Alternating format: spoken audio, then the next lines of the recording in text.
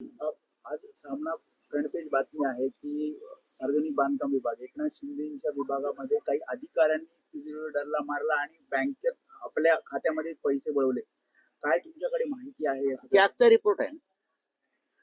आजची जी बातमी आहे ती त्याग रिपोर्ट होती आधारित आहे. ती का सामनाची बातमी नाहीये ना.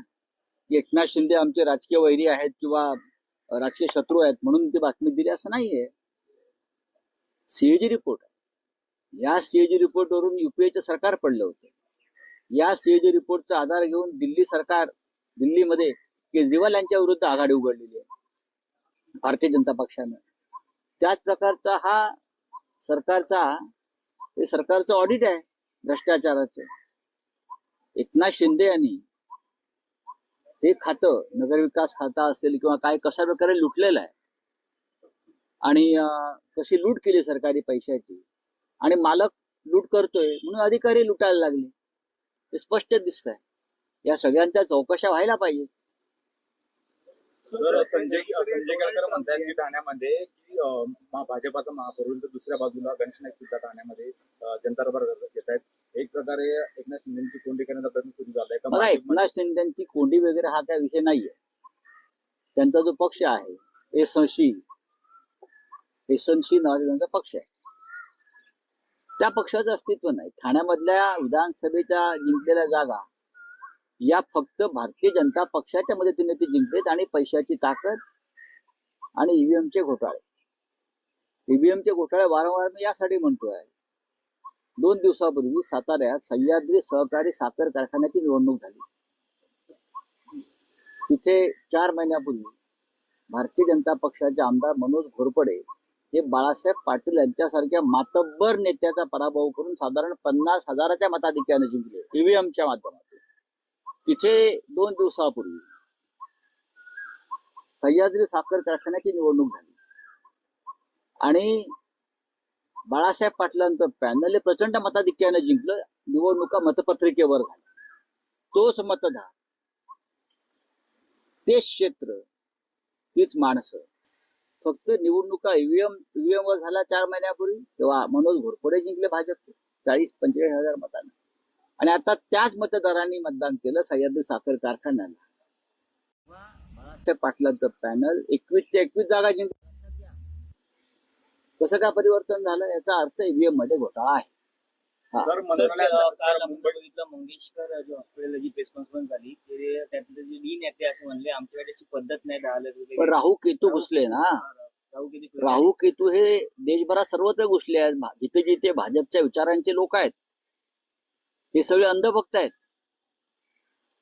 हे जे म्हणतात राहू केतू वगैरे हे सगळे मोदी, शहा आणि भाजपचे अंधभक्त आहेत. हे काय आम्हाला सांगायची गरज नाही. आणि अंधभक्त हा धर्मांध असतो. त्याला सामान्यांचा विचारच करता येत नाही. त्यांच्या डोक्याला मेंदूला एक बधिरता आणलेली आहे या राजकारणामुळे आणि त्यातून त्यांना राहू केतू दिसतात.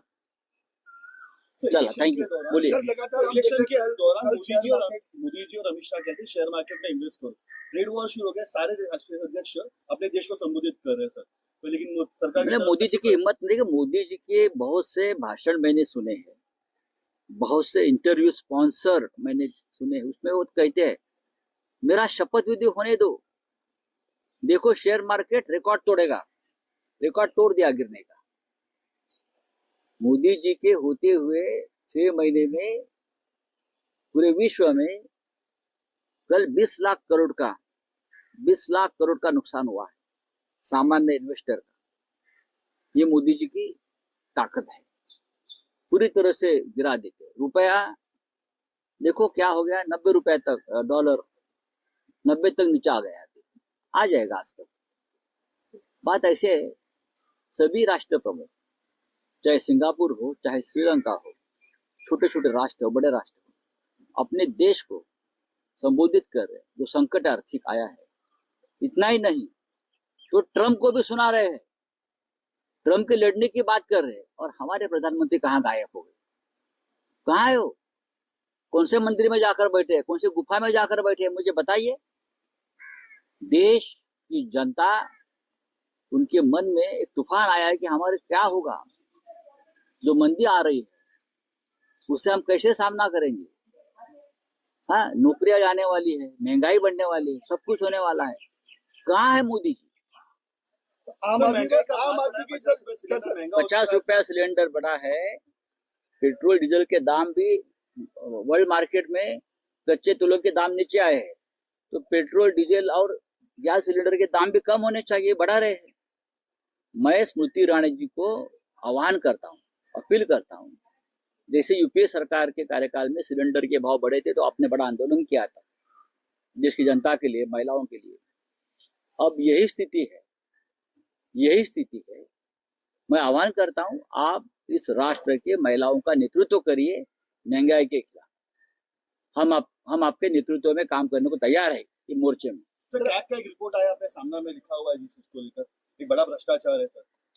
एकनाथ शिंदे, उनकी जो पार्टी है एसनसी पार्टी का नाम उनका, एसनसी, एकनाथ संभाजी शिंदे, जिसे शिवसेना यूबीटी बोलते हैं ना, ये वैसे उनकी पार्टी है एसनसी। समझ लीजिए, इस बार अभी आने वाले दिनों में उनका उल्लेख हम यही करेंगे, एसनसी। तो उनके पार्टी और उनके नेता एकनाथ शिंदे जिस खाते में जाते हैं, मंत्रालय का प्रभाग संभालते, वहां भ्रष्टाचार करते हैं। आप देखिए समृद्धि में क्या हो गया है और क्या हो रहा है, करोड़ों रुपए का भ्रष्टाचार मैंने सीएजी रिपोर्ट में सामने लाया है, सीएजी रिपोर्ट में। और मंत्री तो मंत्री, उनके अधिकारी ने भी भ्रष्टाचार किया है। तो मोहन बाबू का भाषण आया था, उन्होंने कहा कि जो भारत माता की जय कहेगा वो आरएसएस में शामिल होगा। तो बाला साहब ठाकरे क्या करते? बाला साहब ठाकरे और शिवसेना है उद्धव ठाकरे जी की लीडरशिप में, उनका यही कहना है ना। लेकिन मोदी शाह को ये मंजूर है क्या? देवेंद्र फडणवीस को मंजूर है? उनके कैबिनेट में जो बच्चे बैठाए हैं अपने, उनको मंजूर है ये? जो भारत से प्यार करता है वो सच्चा हिंदुस्तानी है। हमने यही कहा था, हमने कभी हिंदू मुसलमान क्रिश्चियन नहीं कहा। भारत से प्यार है, भारत से वफादारी है, वो सच्चा हिंदुस्तानी है, तो हम सबका है। मुस्लिम कम्युनिटी को बार बार क्यों कहना पड़ता है? क्योंकि आप ये कहने से फिर एक बार आप उसमें दोनों के बीच एक खाई पैदा करना चाहते हो। इस देश में सभी लोग देशभक्त हैं और सभी लोग भारत माता की जय जरूर बोलेंगे। तो महाराष्ट्र के जो मंत्री हैं संजय सिरकार, उन्होंने कहा है कि जिस तरीके से औरंगाबाद आपको इतिहास मालूम नहीं, खुलताबाद का नाम पहले से रत्नपुर जो किया था बाला साहब ठाकरे ने किया है। जब ये बच्चा था, जिसका आप नाम ले रहे हो, बच्चा था, खुलताबाद का रत्नपुर बाला साहब ठाकरे ने किया था और औरंगाबाद का संभाजी नगर एक ही सभा में किया था।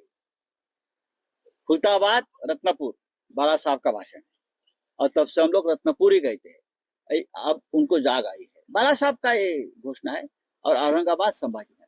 चलिए, थैंक यू।